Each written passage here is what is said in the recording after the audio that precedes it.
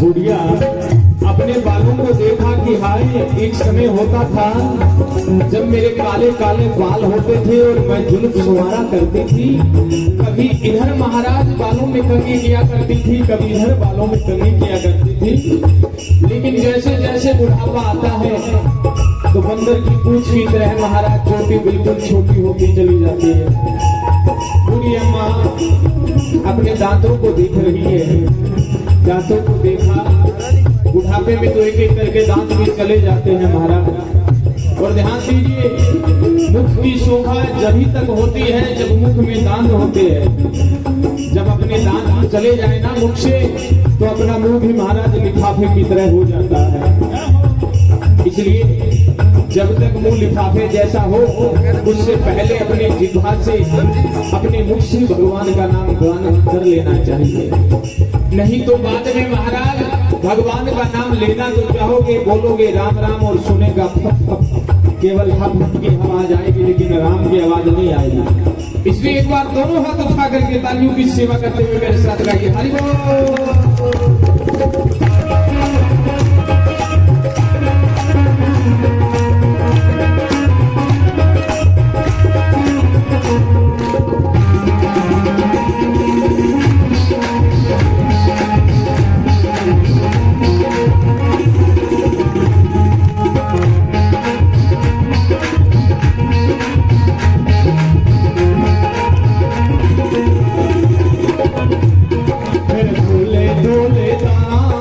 मंजन करया करती थी, मेरा ढोले ढोले दांत मैं मंजन करया करती थी, मेरा ढोले ढोले दांत मैं चने चबाया करती थी, मेरा ढोले ढोले दांत मैं चने चबाया करती थी। मन्ने के बेटा था, मन्ने के बेटा था, मन्ने के बेटा था, मन्ने के बेटा था, मन्ने के बेटा था, बोले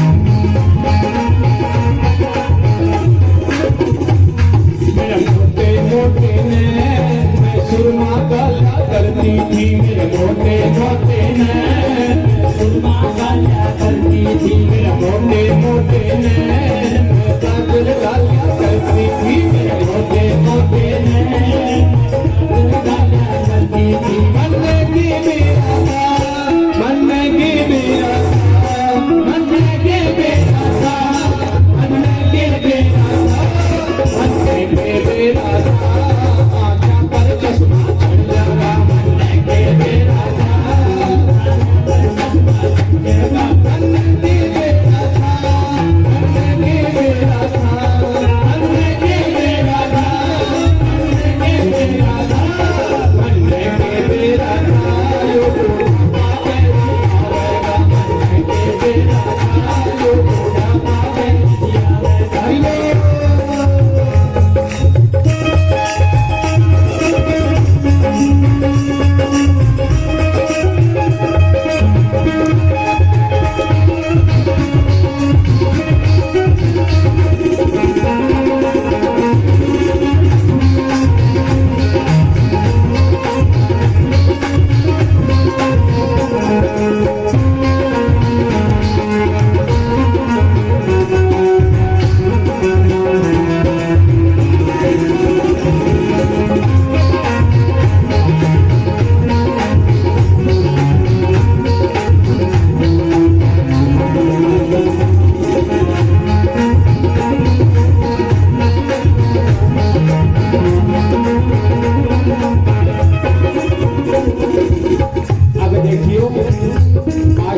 माताओं की बात बता रहे हैं संत महात्मा, और क्या कहते हैं, ओ मेरे मोटे मोटे का मैं चुगली सुनिया करती थी, मेरे मोटे मोटे का मैं चुगली सुनिया करती थी। सुनते हो कि नहीं सुनते हो? नहीं सुनते हो तो सुनने लग जाओ, क्योंकि चुगली सुनना ही महाराज बड़ा पुण्य है। दूसरों की चुगली सुनना यानी दूसरों के कंधों का वजन हल्का करना, दूसरे के कलेजे की महाराज धरे हुए उस पत्थर को अपने कलेजे पे धरना, चुगली सुनना चाहिए। लेकिन बादशाह की माताएं अभी तक सुनी होगी चुगली, लेकिन अब नहीं सुनेगी। अब क्या सुनेगी महाराज?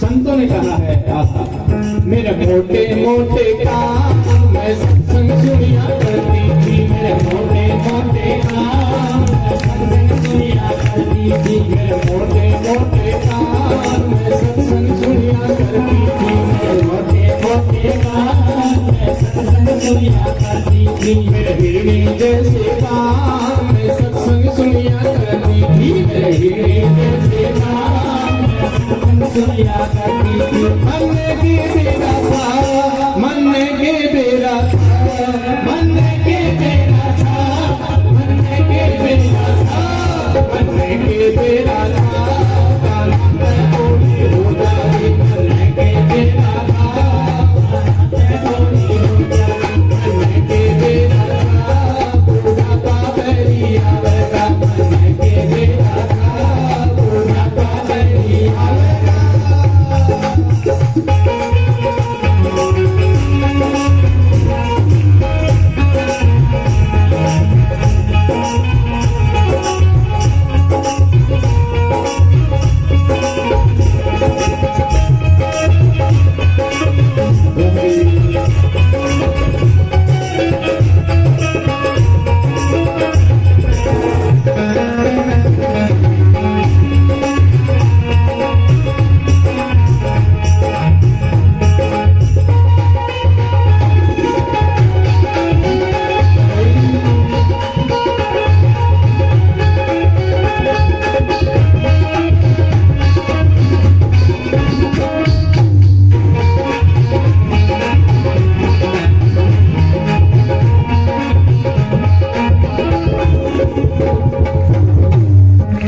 बूढ़ी अम्मा अपनी तरफ तो देख ही रही है, लेकिन विचार किया कि अरे कहीं ऐसा तो नहीं मैं बूढ़ी हो रही हूँ, मेरे पति बूढ़े ही ना हो रहे। भाई लोग बड़े प्रसन्न हो रहे थे, इतनी देर सोचा कि बुढ़ियाएं बूढ़ी होती है, माताएं बूढ़ी होती है, ऐसा नहीं है, भाई लोग भी बूढ़े होते हैं। इस बुढ़िया का पति फौज में लगा हुआ था, और एक समय की बात थी, ऐसा रंगरूट बन करके रहता था, ऐसा जेंटलमैन बन करके रहता था। फौज के अंदर महाराज 20-20 किलो की बंदूक हाथ में लेकर के ऐसी दौड़ लगाया करता था। और अब जब बुढ़ापा आ गया है, हाथ में बंदूक की जगह लाठी आ गई है, लेकिन हाथ कंप रहे हैं, वो लाठी भी छूट जाती है। बुढ़िया ने कहा, हाय राम, मैंने सोचा मुझ में बुढ़ापा आ रहा है, यहाँ तो बालम भी बूढ़ा हो गया। बुढ़िया जी क्या कहती है, मेरा बालम था रंगरूट, बंदूक चलाया करता था, मेरा बालम था रंगरूट, बंदूक चलाया करता था, मेरा बालम था रंगरूट, बंदूक चलाया करता था, मेरा बालम था रंगरूट, बंदूक चलाया करता था। मन की मेरा था, मन की मेरा था, मन के मेरा था, मन के मेरा था, मन के मेरा था, यो बालम बूढ़ा हो जाएगा। मन के मेरा था, यो बालम बूढ़ा हो जाएगा। मन के मेरा था, मन के मेरा था, मन के मेरा था, मन के मेरा था, मन के मेरा था, बूढ़ा पावनी आवेगा। मन के मेरा था, बूढ़ा पावनी आवेगा। मन के मेरा था, बूढ़ा पावनी आवेगा। मन के मेरा था, मन के मेरा था, बूढ़ा पावनी आवेगा। मन के मेरा था, बूढ़ा पावनी आवेगा। मन के मेरा था, बूढ़ा पावनी आवेगा। मन के मेरा था, बूढ़ा पावनी आवेगा। बोलिए भक्त वत्सल भगवान की। इसलिए संतों ने कहा है, भक्ति बनी थी बचपन के लिए और हमने भक्ति को छोड़ दिया बचपन के लिए। अरे भैया, बुढ़ापा आएगा तब भगवान का नाम लेंगे, लेकिन जब बुढ़ापा आएगा तब राम आपके पास नहीं रहेंगे वाला। क्षण भंगुर जीवन की कलिका, कल होत प्रभात खिले ना खिले, कलिकाल कुठार लिए फिरते, तन नम्र से चोट झिले ना झिले, भजले हरि नाम अरि रसना, फिर अंत समय में हिले ना हिले। बुढ़ापा जब आ जाता है तो बेटा चमच से महाराज माँ बाप के गले में पानी डालने लग जाते हैं। इसलिए संतों ने कहा, क्षण भंगुर जीवन की कलिका। अरे भैया, ये शरीर बड़ा क्षण भंगुर है, कल होत प्रभात खिले कि ना खिले। रात्रि में बड़े सुख चैन से सोते हैं, लेकिन सुबह उठ पाएंगे कि नहीं उठ पाएंगे महाराज कोई पता नहीं। कलिकाल कुठार लिए फिरते, महाराज इस पंचभौतिक शरीर का भार लिए फिरते हैं। भजले हरि नाम अरि रसना, जिसने ये सुंदर शरीर दिया है उसके लिए अरि रसना, थोड़ा प्रभु का नाम जप ले। भजले हरि नाम अरि रसना, फिर अंत समय में हिले ना हिले। अंत समय में ये जीवा हिलेगी कि नहीं हिलेगी कोई पता नहीं है। इसलिए सत्संग वो साधन है जिसे करने मात्र से व्यक्ति के अंदर महाराज सकारात्मकता आती है, विचारधारा आती है, पुत्र का पिता से प्रेम होता है, बहू का सास से प्रेम होता है। इसलिए अपने जीवन में उस सत्संग को धारण करना चाहिए। जिस प्रकार एक बगीचे में रह करके एक फुलवारी की तरह हम सब उसी बगीचे में खिले महाराज। है तो वास्तव में एक ही बगीचा ना, एक ही बगीचा की टहनियां हैं, एक ही बगीचे के फूल हैं। लेकिन महाराज देखिए, धन के लोभ में आकर के, काम क्रोध मद लोभ के बस में होकर के अपने ही फूलों से दूर हो जाते हैं, अपनी टहनियों से दूर हो जाते हैं। माँ बाप को यहाँ तक महाराज संसार के सुखों को पाने के लिए माँ बाप का भी त्याग कर देते हैं। इसलिए संतों ने कहा सत्संग करना चाहिए। प्रातःकालीन में बड़ा ही सुंदर प्रसंग चल रहा था महाराज का। सुखदेव जी महाराज ने राजा परीक्षित से कहा कि राजन, ये महाराज क्या है? जीव और परमात्मा के मिलन को ही महाराज कहा गया है। संसार की दृष्टि में महाराज का भाव कुछ और है, लेकिन शास्त्र की दृष्टि से कहा है रसो वेश।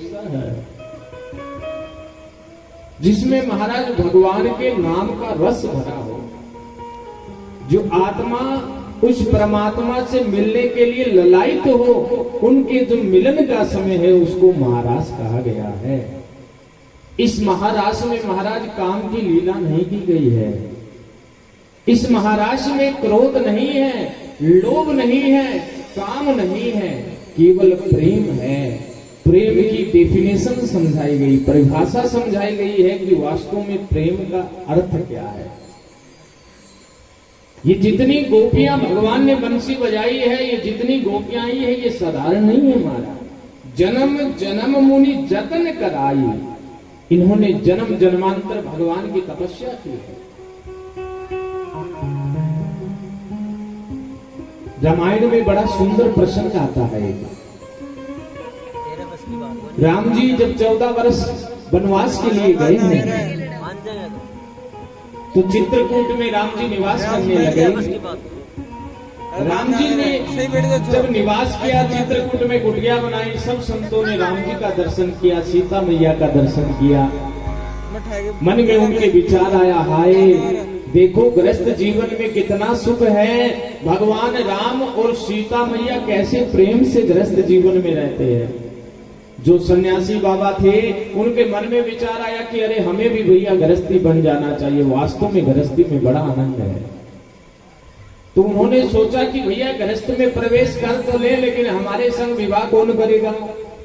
तो जितने संत महात्मा थे, सब ने अपने अपने आश्रम के आगे पत्थर की प्रतिमा लगा ली। बोले पत्थर की प्रतिमा क्यों लगा ली? बोले राम जी हमारे आश्रम के सामने से जाएंगे, जिस प्रकार राम जी ने अहिल्या को तारा है महाराज, अपने चरण की रज से पत्थर की प्रतिमा को औरत बना दिया, तो क्या पता राम जी हमारे आश्रम के आगे से जाएं और ये पत्थर की प्रतिमा है इसकी औरत बना दे। इसलिए सबने अपने अपने आश्रम के आगे महाराज औरत का स्टैचू खड़ा कर दिया, औरत का प्रतिबिंब खड़ा कर दिया। राम जी को पता चला।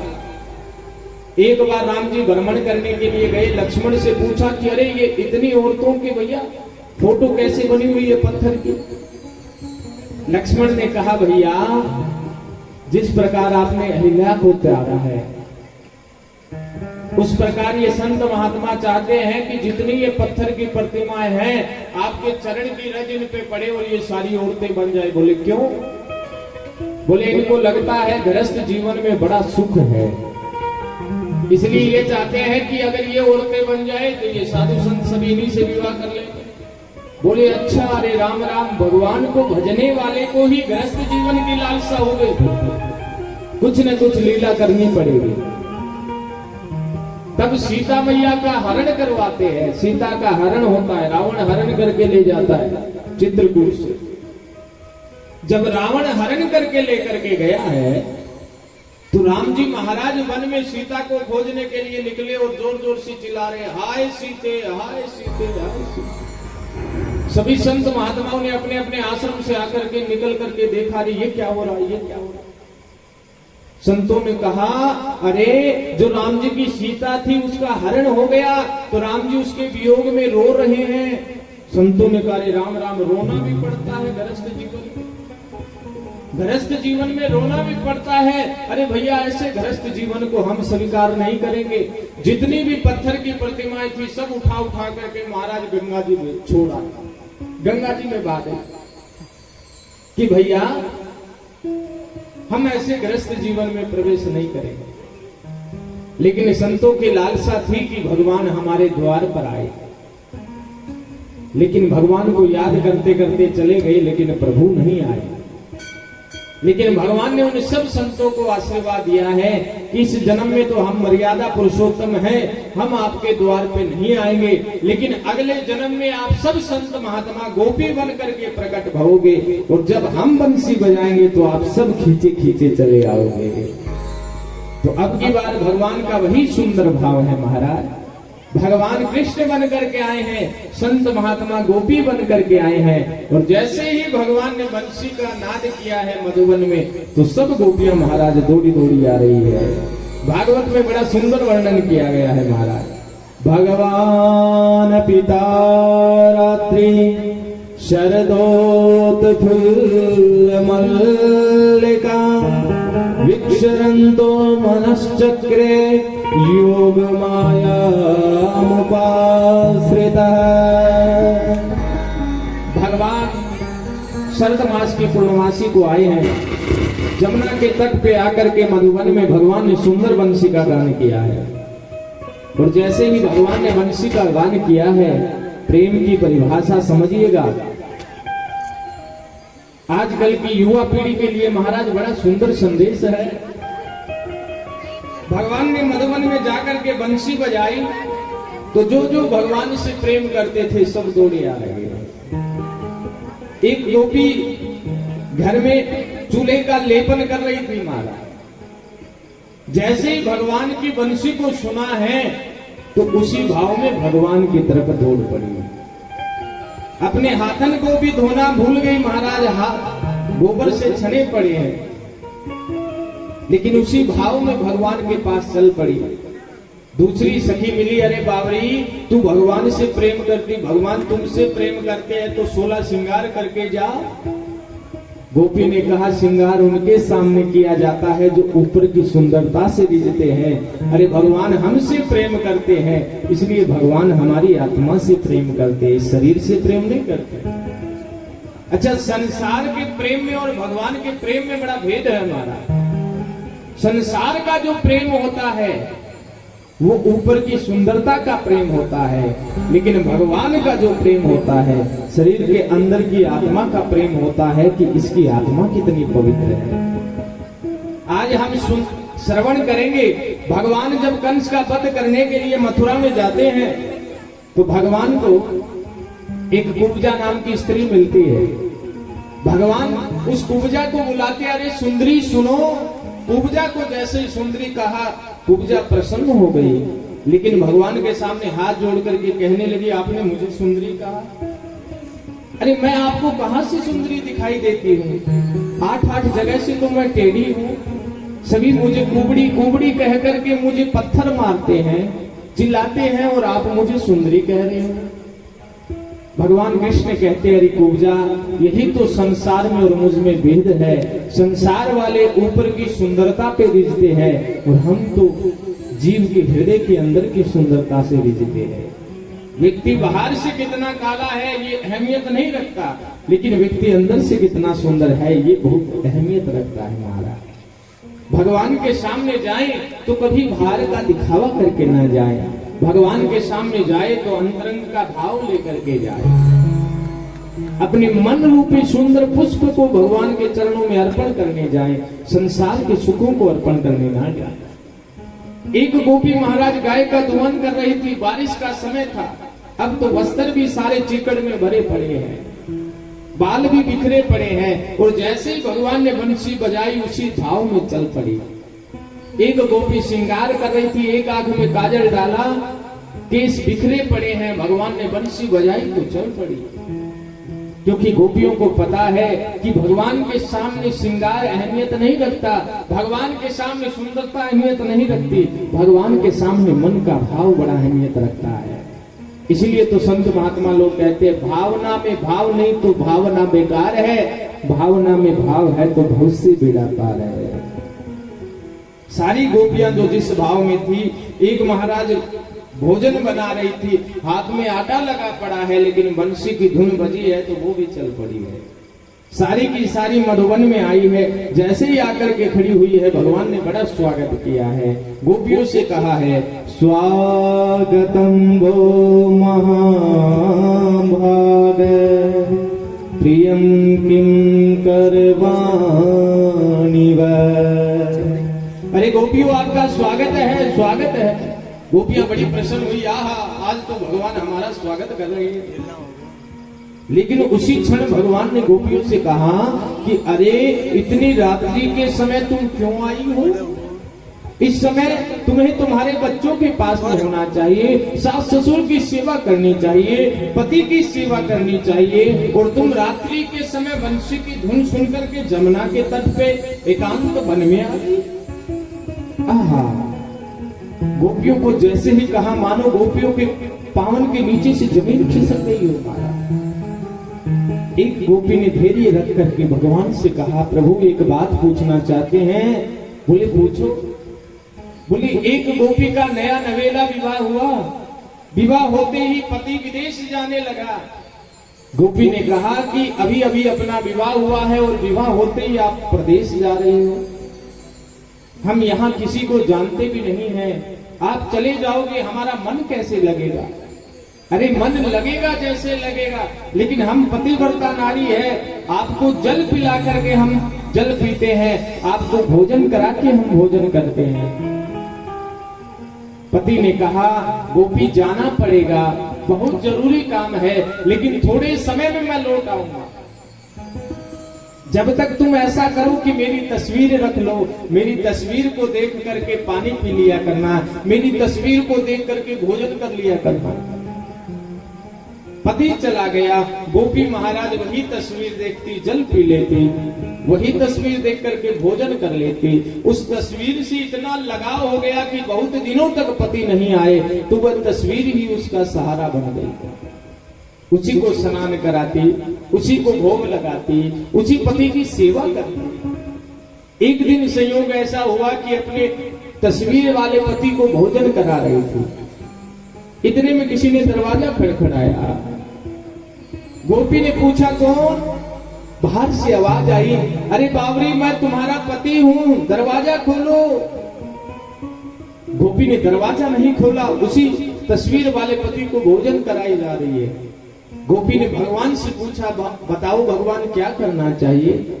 दरवाजा खोल करके उस पति की सेवा करनी चाहिए या जो तस्वीर में बना हुआ पति है उसकी सेवा करनी चाहिए? भगवान ने कहा, बावरी जब वास्तव में सामने प्रत्यक्ष पति आ गया है तो कागज के टुकड़े से बने हुए उस पति की सेवा करने का क्या लाभ है? गोपी ने कहा, बस यही सुनना चाहते थे, इस संसार का पति मिला है तो आज नहीं कल उसका साथ छूट जाएगा, लेकिन एक बार भगवान का साथ मिल गया तो पूरी जिंदगी हमारी सवर जाएगी। ऐसे वर को क्या वरू जो जन्मे और मर जाए, ऐसो वरु मारो सांवरो जो मारो झुरझो अमर हो जाए। हे कन्हैया, अब तो संसार के उस नाश्वर पति को छोड़ करके हम आपकी शरण में आए हैं, अब तो आप हमें अपनी शरणागति दो।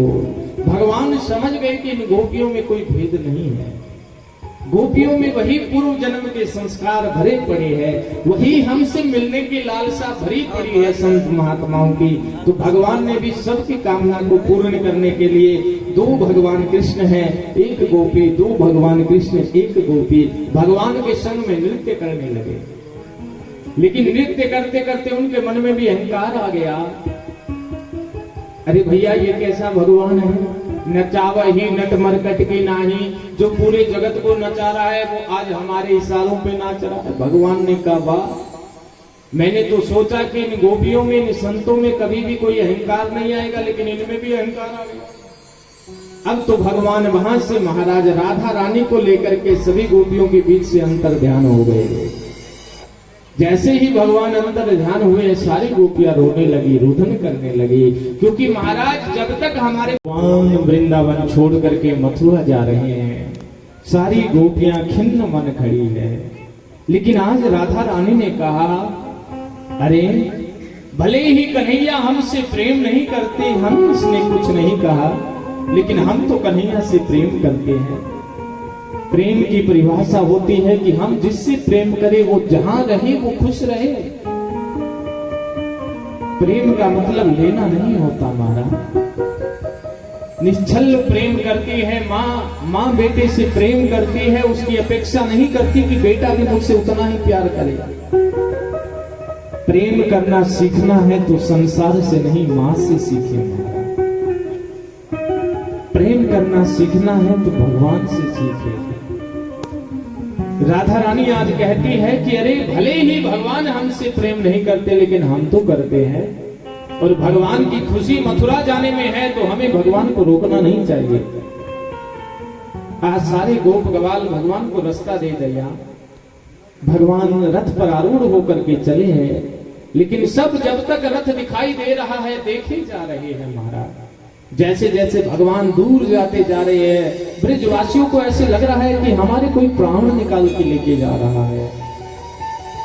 आज गाय बछड़ा ग्वाल बाल सब रो रहे हैं। सायंकालीन का समय हुआ, आज महाराज गाय दूध नहीं दे रही है, बछड़े भी मानो आज गौ माता का दूध नहीं पी रहे हैं, गोपियों का मन किसी काम में नहीं लग रहा है,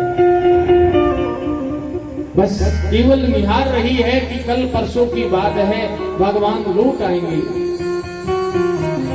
लेकिन परसों आ गए, लेकिन भगवान लौट करके नहीं आए। अब तो नंद बाबा मानो सोचा है कि चलो कंस को टैक्स देके आना है, हम ही मथुरा चलते हैं। कंस को टैक्स देने के लिए नंद बाबा मथुरा आ रहे हैं। ग्वाल वालों ने कहा, अरे बाबा तुम अकेले जा रहे हो, हमें भी साथ ले चलो। अरे मथुरा में जाएंगे, कम से कम 3 दिन हो गए, कन्हैया का दर्शन नहीं हुआ, हम दर्शन ही कराएंगे। आज ग्वाल वाल भी नंद बाबा के संग में चले हैं। जैसे ही मथुरा में आए हैं, आज भगवान को 3 दिन के बाद नंद बाबा ने देखा है, तो नंद बाबा की आंखों से अश्रु छलने लगे हैं। दौड़ करके कन्हैया को अपने अंक में भर लिया। ऐसे लग रहा है जैसे नंद बाबा बहुत वर्षों के बाद कन्हैया से मिल रहे हो। गोप गवाल सब कन्हैया के गले लग करके रोने लगे। भगवान ने कहा, तुम भागरे आ गए हो कहां?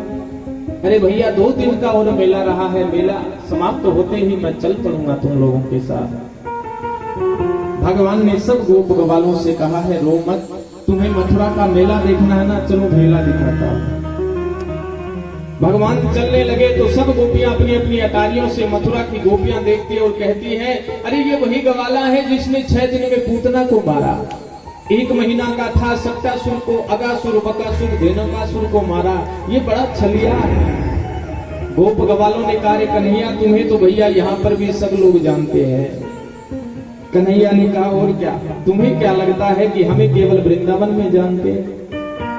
तो ग्वाल वालों ने कहा, कन्हैया तुम्हें सब लोग जानते हैं भैया, तो हमें भी जान जाएंगे कि ये कन्हैया के मित्र है। लेकिन देखो तुमने कितने सुंदर वस्त्र पहन रखे और हमने फटे पुराने। ये मथुरा वाले क्या कहेंगे, इसके ऐसे फटीचर दोस्त हैं जिनके वस्त्र भी फटे हुए हैं। अरे तू राजकुमार है, हम गरीब गवाला है भैया, तुम्हारी ननियाल में आए हैं, हमें भी एक सुंदर वस्त्र दिला दे। भगवान ने कहा चलो।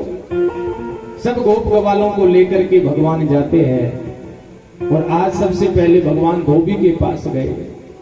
धोबी को जाकर के कहा, मामा जी राधे राधे। धोबी ने जैसे कन्हैया को देखा, क्रोध आ गया हमारा, क्योंकि मंत्री में जितना क्रोध नहीं होता जितना उसके पीए में क्रोध होता है। और ये कंस जो है, ये कंस का धोबी है, इसलिए इससे क्रोध आ गया कि मुझे मामा कहता है और वो भी मेरे राजा का शत्रु मुझे मामा कहता है। क्रोध आ गया, भगवान को बुरा भला कहने लगा कि अरे छलिया, अरे गाय चराने वाले मुझे मामा कहता है, तुझे पता है मैं कौन हूँ? मैं राजा अधिराज कंस महाराज का धोबी हूँ और तू मुझे मामा कहता है। बुरा भला जैसे भगवान को कहने लगा, भगवान ने एक हाथ उठा के कान के नीचे मारा। धोबी मामा वहीं महाराज गोविंदा या नमो नमः वहीं लेट गए। अब भगवान ने ग्वाल वालों से कहा, रोकने वाला कोई नहीं, जो वस्त्र आपको अच्छा लगता है वही पहन लो। जैसे ही ग्वाल वाल पहनने लगे, ग्वाल वाल बेचारे छोटे छोटे और वस्त्र राजा महाराजाओं के महाराज। जो कंस महाराज 21-21 फुट लंबे उनके कपड़े और ग्वाल वाल महाराज 5-5 फुट के, उनके वस्त्र कैसे आए? एक ग्वाले ने जल्दी जल्दी में महाराज कंस महाराज का कुर्ता पहना तो उसका गला इतना मोटा था, जैसे गले में डाला ऊपर से डाला नीचे से निकल गया महाराज। दूसरे ने कहा, भैया हमारा कुर्ता तो सही सही है, चलो पजामा पहन लेते हैं। अब कंस का पजामा इतना, 1 पांव इतना चौड़ा महाराज। जैसे ही एक पावन में अपना पांव दाबो, दूसरों सोचो कि भैया दूसरे पावन में जाएगो, लेकिन एक में ही घुस गए हो महाराज। अब जैसे ही कन्हैया से कहने लगा, अरे कन्हैया भैया बांधे कैसे नाला, और तुम्हें दूसरा पजामा पहनने की आवश्यकता नहीं, 1 पांव खाली पड़ा है, तू इसमें घुस जा, दोनों का एक में ही काम चल जाएगा। अच्छा, एक ग्वाला भगवान का नेक थोड़ा लंबा था, उसने कंस वाला पजामा पहना, पजामा तो पहन लिया, लेकिन महाराज नाला उसका गले तक आ गया। कन्हैया से कहने लगा, भैया कहाँ बांधे? बोले बांधने की क्या जरूरत है भैया, गले में ही लगा लो। जिस प्रकार पहले बचपन में, आजकल तो नहीं देखने को मिलता क्योंकि नाले वाले पजामे बड़े बड़े भी नहीं पहनते, प्लास्टिक वाले पहनने लगे। नहीं तो पहले नाला वाला पजामा चलता था तो महाराज बचपन में जब नहीं बंधता था स्कूल से भी गले में टांग करके आ जाया करते। कन्हैया ने कहा कि अरे भैया बांधने की क्या आवश्यकता है, गले में टांग। एक ग्वाले ने कुर्ता पहना महाराज, इतना लंबा कुर्ता, कुर्ता तो कंधों पे अटक गया लेकिन हाथ छोटे छोटे थे, ऐसे लटक गया। कन्हैया से कहने लगा कैसे लग रहा हूं? बोले ऐसे लग रहा है जैसे खेत में पुतले को टांग रखा है। सब ग्वाल वाल बड़े विचित्र वेशभूषा धारण करके चले हैं। जैसे ही चले हैं सब लोग देख देख करके हंस रहे हैं। ग्वाल वालों ने कहा कन्हैया भैया ये सब लोग हंस क्यों रहे हैं? बोले तुम्हारे वस्त्र देख देख के हंस रहे हैं। तो ग्वाल वालों ने कहा भैया ऐसे वस्त्र हम नहीं पहने। भगवान ने कहा चिंता मत करो, टेलर मामा के पास चलो। भगवान टेलर मामा के पास लेके आए हैं। टेलर ने महाराज सुंदर सुंदर सिलाई करके सब ग्वाल वालों के फिट शरीर के हिसाब से महाराज वस्त्र बना दिए, सबको वस्त्र पहनाए हैं। सब बड़े प्रसन्न हो गए, राजकुमार की तरह सब दिखने लगे हैं, अब बड़े प्रसन्न हैं। जैसे चलने लगे ग्वाल वालों ने कहा अरे कन्हैया दक्षिणा तो दे दे टेलर मामा को। जैसे ही कहा दक्षिणा दे दे, टेलर मामा हाथ जोड़ के खड़ा हो गया। अरे कन्हैया दक्षिणा नहीं चाहिए। बोले क्यों नहीं चाहिए? बोले अभी अभी धोबी को दे के आए हो, एक में ही भगवान के पास पहुंचा दिया, मेरे बच्चे छोटे छोटे, मुझे दक्षिणा नहीं चाहिए। भगवान ने कहा ऐसी दक्षिणा सबको नहीं मिलती, तुम चिंता मत करो। अरे भैया तुम्हें तो आशीर्वाद दूंगा। बोले क्या आशीर्वाद दोगे? बोले मेरा आशीर्वाद है तुम द्वापर में तो नहीं लेकिन कलयुग में खूब फलो फूलोगे। बोले कैसे? बोले भैया कलयुग के अंदर जितने का कपड़ा नहीं आएगा उतने की सिलाई हो जाएगी।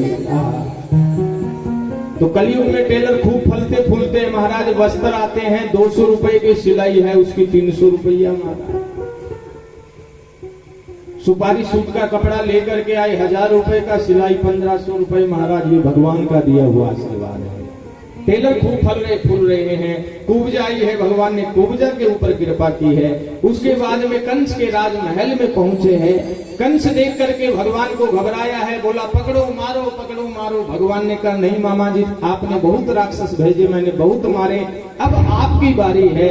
ऐसा कह करके भगवान उछल करके सीधे कंस के राज सिंहासन पर पहुंचे हैं और कंस के केसों को पकड़ करके नीचे घसीट करके ला रहे हैं।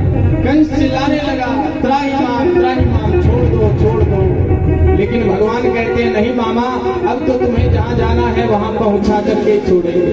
भगवान दोनों मुष्टिका बंद करके जोर से जैसे मामा की छाती पे प्रहार करते हैं, एक में ही कंस मामा भगवान को प्यारे हो जाते हैं। बोलिए कंस मर्दन भगवान की, कृष्ण कन्हैया लाल की।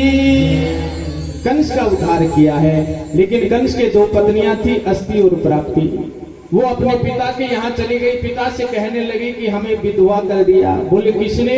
बोले एक काला काला कन्हैया है, वृंदावन का रहने वाला, मथुरा में आकर के राजा बन गया। जरासंध ने मथुरा पे आक्रमण कर दिया है महाराज। लेकिन जरासंध ने 16 बार आक्रमण किया, भगवान ने 16 बार उसे परास्त कर दिया। 17वीं बार जब आक्रमण करने लगा तो संत ब्राह्मणों को बंदी बना दिया, अपनी जेल में बंद कर दिया। अगर युद्ध में हार गया तो आते तुम सबको मार गिराऊंगा, और अब की बार युद्ध में जीत गया तो तुम्हें खूब दक्षिणा दूंगा। अब भगवान ने सोचा कि मेरे भक्तों को बंदी बना करके आया है, अगर अब की बार मैंने इसको हरा दिया तो ये न जाने कितने ब्राह्मणों को मार डालेगा। इसलिए भगवान रण छोड़ करके ही वहां से भग करके गुजरात में जाकर के रहने लगे। बोलिए द्वारकाधीश भगवान की। भगवान ने समुद्र के बीच में एक बड़ी सुंदर नगरी का निर्माण किया जिसका नाम द्वारकापुरी था। द्वारकापुरी में आते ही सबसे पहले भगवान के बड़े भैया का विवाह हुआ है। उसके बाद में भगवान के पावन मंगल में विवाह की चर्चा होने लगी है। एक कुंदनपुर नाम का सुंदर नगर है महाराज, उनके राजा है भीष्मक जी महाराज, और भीष्मक जी महाराज के 4 बेटा है और 1 बेटी है। बेटा के नाम है रुक्मी, रुकम बाहु, रुकम सेन, रुकम रथ, और बेटी का नाम है रुक्मणी। भीष्मक जी महाराज ने देखा कि बेटी विवाह के योग्य हो गई, अब इसका विवाह कर देना चाहिए। अपने बेटों से चर्चा की, बेटों ने कहा हाँ हाँ हमारी बहन का विवाह बड़ी धूमधाम से होना चाहिए। लेकिन बहन के लिए कोई वर तो चाहिए। वर कहाँ मिलेगा? बोले चिंता मत करो, वर को हमने खोज रखा है। बोले कहाँ है? बोले द्वारकाधीश कृष्ण, भगवान कृष्ण से श्रेष्ठ और कौन वर हो सकता है। सब लोगों ने एक ईश्वर में कहा ठीक है ठीक है, लेकिन जो बड़ा भाई था रुक्मी, उसने कहा नहीं, मैं अपनी बहन का विवाह उस कन्हैया के साथ नहीं करूंगा। अरे वो गवाला, गाय चराने वाला फटीचर, उसके साथ मैं अपनी बहन का विवाह करूंगा? मैं अपनी बहन का विवाह किसी राजकुमार के साथ करूंगा। बोले कौन है राजकुमार? जैसे ही कहा है तो रुक्मी ने कहा मेरा मित्र राजा दम्भघोष का पुत्र शिशुपाल, शिशुपाल के साथ मैं अपनी बहन का विवाह करूंगा। जैसे ही कहा है शिशुपाल के साथ करूंगा, भीष्मक जी महाराज को क्रोध आया। उन्होंने कहा अच्छा, पिता की आज्ञा का उल्लंघन करते हो, जाओ जहां तुम्हें करना है शीघ्र से शीघ्र करो, हमारे पास टाइम नहीं है। रुक्मी ने कहा चिंता मत करो, टाइम हमारे पास ही नहीं है, चट मंगनी पट विवाह भी कर देते हैं महाराज। तुरंत पत्र लिखा है और शिशुपाल को भेजा है, अरे मित्र हमारे पास ज्यादा समय नहीं है, आज से 7 दिन बाद तुम बारात लेकर के आ जाना। इधर महाराज रुक्मिणी मैया को पता चला है कि मेरा विवाह भगवान कृष्ण के साथ नहीं हो रहा, तो रुक्मिणी मैया भी बड़ी उदास हुई है और रुक्मिणी मैया ने भी भगवान कृष्ण को पत्र लिख डाला। एक ब्राह्मण को बुलाया है, पत्र दे करके ब्राह्मण को भेजा है कि जाकर के आप भगवान कृष्ण को ये पत्र दे दो। भगवान ने जैसे ही महाराज राजसभा में ये ब्राह्मण देवता पहुंचे हैं, ब्राह्मण ने कहा भगवान आपके लिए गोपनीय पत्र है। भगवान ने कहा मेरे लिए कुछ भी गोपनीय नहीं है, जो भी पत्र में लिखा है सबके सामने पढ़ करके सुनाओ। अब ब्राह्मण देवता पढ़ने लगे, श्रुत्वा गुणानुभवन सुंदरमेकम। हे भगवान, मैंने केवल आपका नाम सुना है और सुन सुन करके इस प्रकार आपको हृदय में बसा लिया कि अब तो मैं भी यही चाहती हूँ कि मेरा विवाह आपके साथ हो। हमारे घर के सभी लोग चाहते हैं कि मेरा विवाह आपके साथ हो, लेकिन बड़े भैया नहीं चाहते हैं, वो आपको अपना शत्रु समझते हैं। इसलिए हे भगवान, मैं आपसे प्रार्थना करती हूँ कि आप भी अपनी बारात लेकर के आ जाओ और शिशुपाल से पहले मुझे विवाह करके ले जाओ। भगवान ने कहा ऐसी बात है तो चलो भैया। अब तो महाराज भगवान चले हैं। देखिए, ब्राह्मणों के विवाह में खाना पीना देखा जाता है, बनियों के विवाह में दान दहेज देखा जाता है, कितना मिलता है कितना नहीं। और जो क्षेत्रियों का, जाट जमींदारों का विवाह होता है उसमें 5-10 आदमी देखे जाते हैं कि इनको ध्यान से रखना महाराज कहीं विवाह में झगड़ा ना कर दे। जमींदारों का वो विवाह क्या जिसमें झगड़ा ना हो, बनियों का वो विवाह क्या जिसमें दान दहेज ना हो, और ब्राह्मणों का वो विवाह क्या जिसमें खाने पीने की अच्छी व्यवस्था ना हो। इसलिए जमींदारों के विवाह में तो झगड़ा होना ही होना है। और भगवान क्षेत्रीय है महाराज, तो भगवान जब लेकर के चले हैं तो पीछे पीछे बड़े भैया बलदाऊ जी भी चल पड़े। उन्होंने कहा कि अरे भैया, विवाह के अंदर युद्ध हो सकता है, इसलिए अपने भी चलो, सारी सेना को तैयार करो और चलते हैं कुंदनपुर की ओर। इधर भगवान आ रहे हैं रथ लेकर के। जैसे ही भगवान रथ लेकर के आए, एक किनारे आकर के खड़े हो गए गांव के। ब्राह्मण देवता से कहा आप जाकर के रुक्मिणी से कह देना कि हम कुंदनपुर पहुंच गए हैं।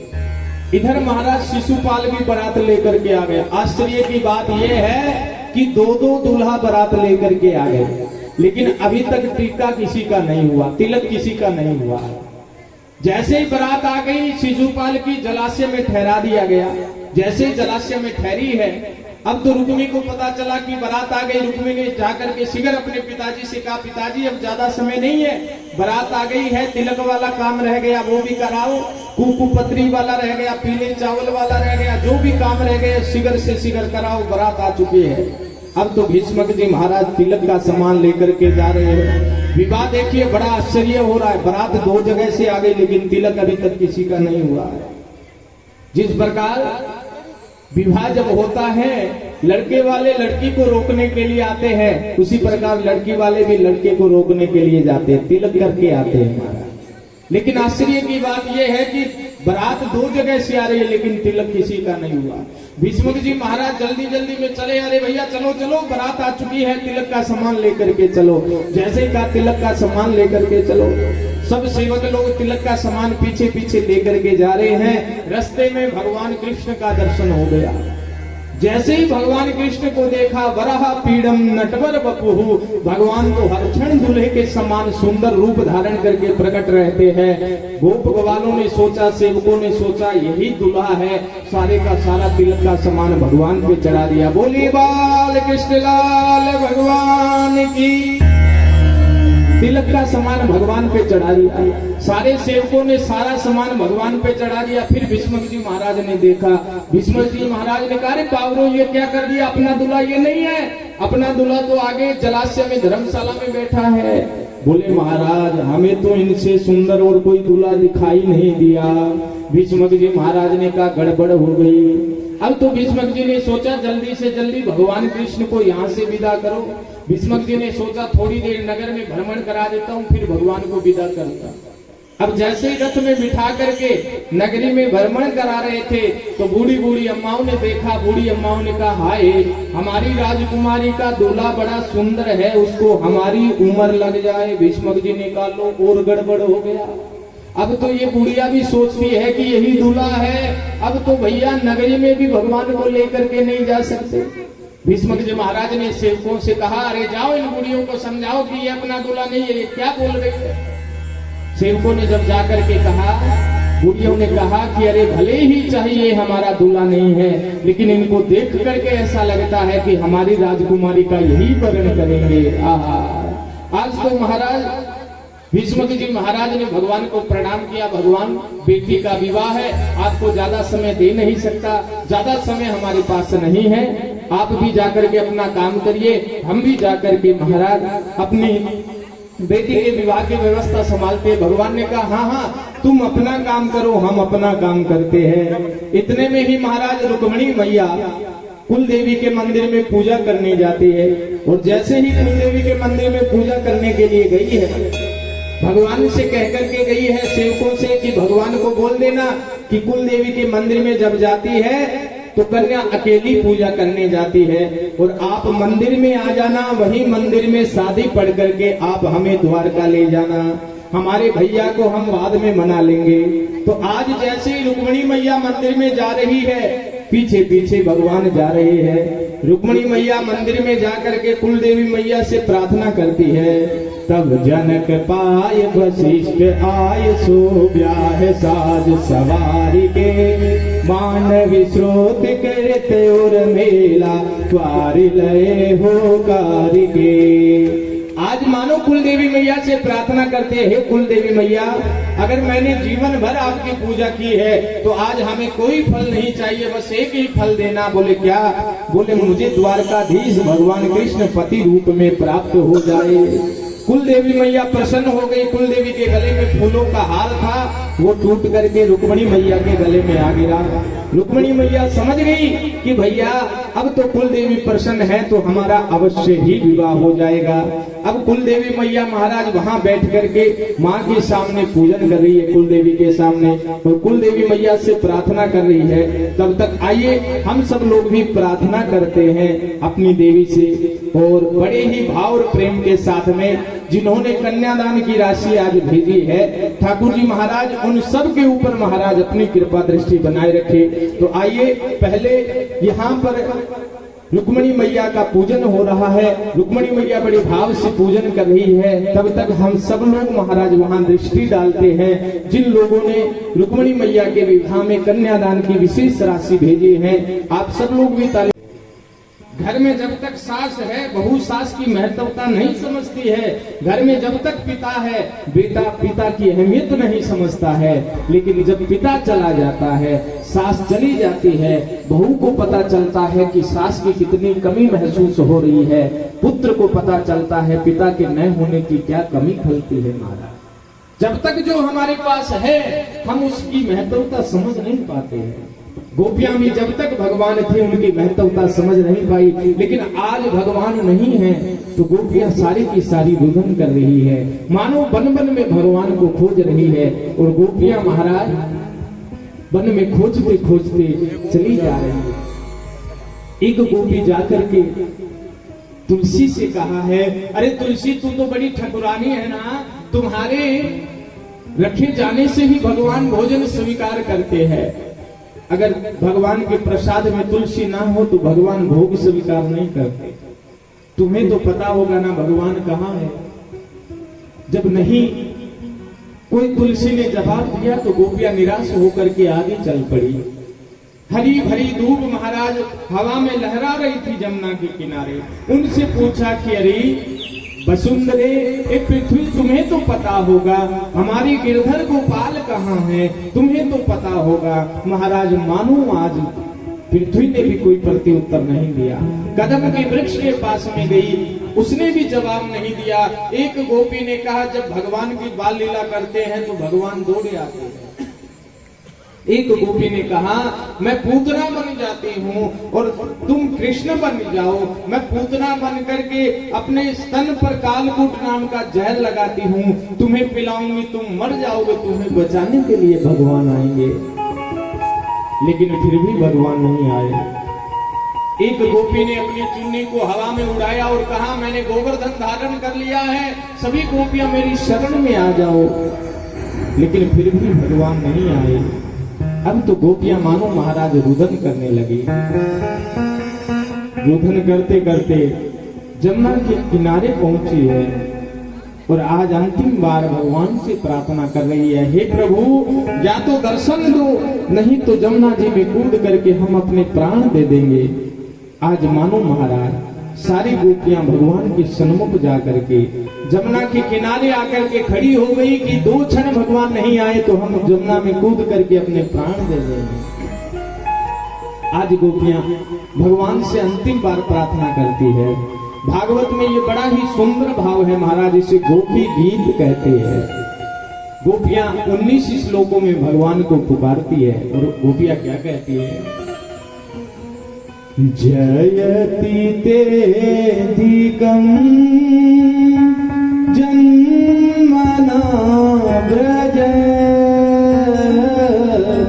श्रयत इंदिरा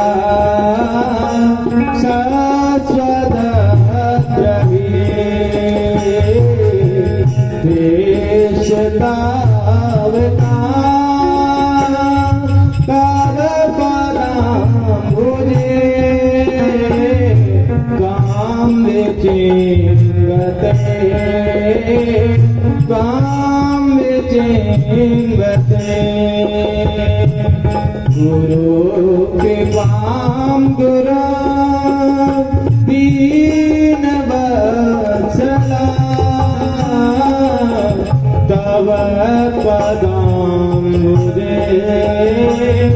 भक्ति रस में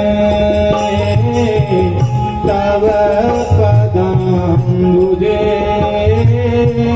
भक्ति रस में। आज गोपियां मानो गिरधर गोपाल से प्रार्थना करती है, हे भगवान या तो हमें दर्शन दो, नहीं जमुना जी में कूद करके हम अपने प्राणों की आहुति दे देते हैं। गोपियों ने प्रार्थना की है लेकिन भगवान ने अर्ज नहीं सुनी तो गोपियां आज क्या कहती हैं? छुपा कहा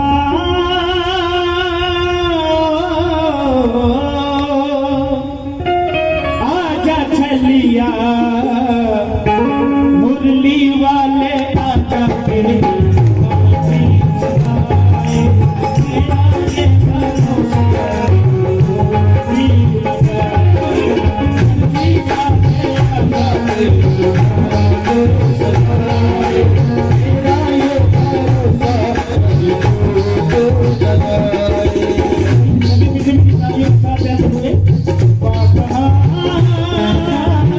आजा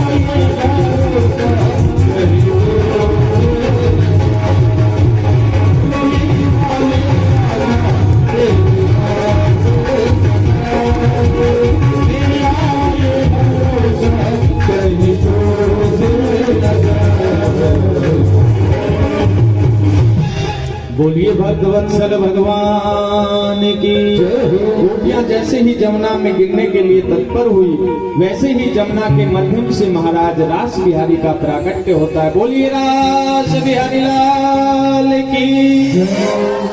आज गोपियां भगवान का दर्शन करके भगवान से यही कहती है, गुरु कृपान गुरु दीन वत्सला। हे प्रभु, हम पर ऐसी कृपा करो कि हमारे हृदय में कभी ऐसा अहंकार हो ही ना, इस संसार की वस्तु का कोई अहंकार हो ही ना। हे प्रभु, हमें क्षमा कर दो और हम पर ऐसी कृपा करो कि हमें छोड़ करके अब कभी मत जाना। भगवान आज गोपियों को महाराज आश्वासन दिया है, गोपियों के मन की कामनाएं पूर्ण की है। गोपियां सब लौट करके अपने अपने घरन को गई। इधर महाराज कंस ने जितने राक्षसों को भेजा था, भगवान एक एक करके सब राक्षसों को मार गिराया। कंस ने सोचा बहुत समय बीत गया, लेकिन अभी तक कोई राक्षस लौट के क्यों नहीं आया। न पूतना लौट करके आई, न सट्टासुर, न धेनुकासुर, अदासुर, बकासुर, कोई नहीं आया। कंस बैठे बैठे सोच रहा था कि मेरा काल बड़ा होता जा रहा होगा, मैं उसे कैसे मारूं। कंस के दो मंत्री हैं, चाणूर और मुष्टिक। चाणूर और मुष्टिक ने कहा, राजा साहब, गांव के लोगों को मेला देखने का बड़ा चाव होता है, आप मथुरा में मेले का आयोजन कीजिए। कंस ने कहा, हाँ ये ठीक है, मथुरा में मेले का आयोजन करते हैं। कंस ने पूरे नगर वासियों में ढिंडोरा पीट करके ये कह दिया कि भैया मथुरा में बहुत बड़ा मेला लगेगा, बहुत बड़ा मेला लगेगा। सारे निकट के गांव वासियों को कहा कि मथुरा में मेला लगेगा, सब लोग मेला देखने आए। जैसे ही मेला का समय आया, कंस ने सोचा कि मेला तो लगा दिया भैया, अब मेला में क्या पता कृष्ण और बलराम आएंगे कि नहीं आएंगे, कृष्ण और बलराम आएंगे कि नहीं आएंगे। कंस ऐसा विचार कर ही रहा था। इतने में कंस को ज्ञात हुआ कि अरे उस कृष्ण के चाचा है अक्रूर, अगर अक्रूर को मैं मथुरा से वृंदावन भेज दूं तो अवश्य ही अक्रूर के साथ कृष्ण और बलराम आ सकते हैं। कंस ने मन में ऐसा विचार करके अक्रूर जी महाराज से कहा है, अक्रूर जी जाओ, जाकर के मथुरा से वृंदावन जाओ और कृष्ण और बलराम को लेकर के आओ। अक्रूर जी ने आज सुना है तो अक्रूर जी बड़े प्रसन्न हुए कि आज इतने वर्षों के बाद मुझे भगवान से मिलने का अवसर मिलेगा। अक्रूर जी बड़े प्रसन्न हुए। कंस ने आज अपना रथ दिया है, अक्रूर जी महाराज रथ पर आरूढ़ हुए हैं और मथुरा से वृंदावन की दूरी मात्र 10 किलोमीटर की है। लेकिन अक्रूर जी महाराज जैसे ही रथ पर बैठते ही अक्रूर जी महाराज का प्रभु में ध्यान लग जाता। आहा, मैं भगवान के घर जाऊंगा, भगवान मेरा हाथ पकड़ेंगे, अपने महलों में ले जाएंगे, पूरा महल दिखाएंगे। अक्रूर जी की समाधि लग जाती, जैसे ही लगाम खींचती घोड़े रुक जाते। घंटा के बाद फिर समाधि खुलती, फिर थोड़े चलते, फिर भगवान का ध्यान लग जाता। 10 किलोमीटर की दूरी चलते चलते सांझ हो गई। महाराज सुबह चले थे, शाम को मथुरा से वृंदावन पहुंचे। जैसे ही वृंदावन पहुंचे, ग्वाल वालों से पूछा कि अरे नंद बाबा का घर कहाँ है। सब ने इशारा किया, महाराज सीधे चले जाइए, ये सीधा नंद महल में जाता है। अक्रूर जी महाराज उस रास्ते पे चले हैं, सामने आज नंद महल दिखा है। अक्रूर जी महाराज बड़े प्रसन्न हुए। लेकिन अक्रूर जी ने सोचा कि भगवान दरवाजे पे खड़े होंगे, मैं घर पे जाऊंगा, जाते ही भगवान प्रसन्न हो जाएंगे, भगवान चिल्लाएंगे, आहा चाचा आ गए, चाचा आ गए। अक्रूर जी जैसे ही पहुंचे हैं महाराज, जागी रही भावना जैसी, जिसका जैसा भाव होता है भगवान उसी भाव में अपने भक्त को दर्शन देते हैं। अक्रूर जी के मन में इच्छा थी कि भगवान टहली पर खड़े हुए मिले। अक्रूर जी ने जैसे ही रथ को रोका है, वैसे ही भगवान दहली पे खड़े थे, भगवान दौड़े दौड़े आए, आहा चाचा आ गए, चाचा आ गए, चाचा आ गए। भगवान ने दौड़ करके उंगली पकड़ ली। दूसरी तरफ से बड़े भैया बलराम जी आए हैं, अक्रूर चाचा आ गए, अक्रूर चाचा आ गए। एक उंगली बलराम जी ने पकड़ ली। दोनों भाइयां चाचा जी की उंगलियां पकड़ करके महलों में लेकर के जा रहे हैं। नंद बाबा से मिले हैं, नंद बाबा बड़े प्रसन्न हुए हैं। आज अक्रूर जी का वृंदावन में बड़ा आदर सत्कार हुआ है महाराज। जलपान कराया, भोजन कराया। अब रात्रि में महाराज शयन का समय हो गया। अक्रूर जी महाराज के शयन का जब समय हुआ अब नंद बाबा ने पूछा है, अरे अक्रूर जी और बताओ सब कुशल मंगल है? बोले हाँ हाँ भैया सब कुशल मंगल है, सब आनंद है। अब नंद बाबा कह रहे हैं, अरे अक्रूर जी महाराज अचानक आपका आने का कैसे प्रोग्राम बना? पहले आपने कोई समाचार पत्र नहीं भेजा? अक्रूर जी महाराज कहना तो चाहते हैं लेकिन कह नहीं पा रहे हैं। नंद बाबा का और भगवान का प्रेम देख करके कंठ मानो अवरुद्ध हो जाते हैं। नंद बाबा ने कहा, बताओ तो सही अक्रूर जी आपका कैसे आना हुआ? अक्रूर जी ने कहा, अरे नंद जी सच बताऊं, मैं इस कृष्ण और बलराम को लेने के लिए आया हूं। नंद बाबा ने कहा, कृष्ण और बलराम को क्यों लेने आए हो भैया? अक्रूर जी ने कहा, अरे नंद बाबा आपको तो पता है ये कृष्ण आपका पुत्र नहीं है। जैसे ही मानो नंद बाबा ने सुना है कृष्ण आपका पुत्र नहीं है, नंद बाबा की आंखों से झरझर आंसू गिरने लगे हैं। नंद बाबा मानो रोने लगे हैं। नंद बाबा ने कहा, अरे अक्रूर ये बात तो मुझसे तो कह रहा है लेकिन जसोदा से कदाचित भी ये मत बोल देना कि कृष्ण उसका बेटा नहीं है। जसोदा इस बात को बर्दाश्त नहीं कर पाएगी। अक्रूर ने कहा, भैया आज नहीं तो कल भाभी को पता चल ही जाएगा कि कृष्ण उनका बेटा नहीं है। बार बार अक्रूर जी ने समझाया तो रात्रि के शयन के समय आज नंद बाबा अक्रूर जी को लेकर के जसोदा के कक्ष में जा रहे हैं। और देखिए भगवान की आयु आज 11 वर्ष की हो गई है, लेकिन फिर भी मां जसोदा अपनी गोद में बिठा के आज भी अपने हाथ से भगवान को भोजन कराती है। भगवान 11 वर्ष के हो गए लेकिन फिर भी अपने हाथ से भोजन कराती, इतना भगवान से प्रेम करती है। अक्रूर जी गए हैं, जसोदा मैया भगवान के लिए भोजन की थाली लगा रही है, भगवान के सोने के लिए सुंदर गद्दा लगा रही है। लेकिन अक्रूर जी जैसे पहुंचे, मां जसोदा ने देखा, देखते कहा, आहा अक्रूर भैया आओ आओ, अरे अक्रूर जी तुम्हारा स्वागत है। लेकिन जैसे ही अक्रूर जी ने मां जसोदा का और कृष्ण का प्रेम देखा,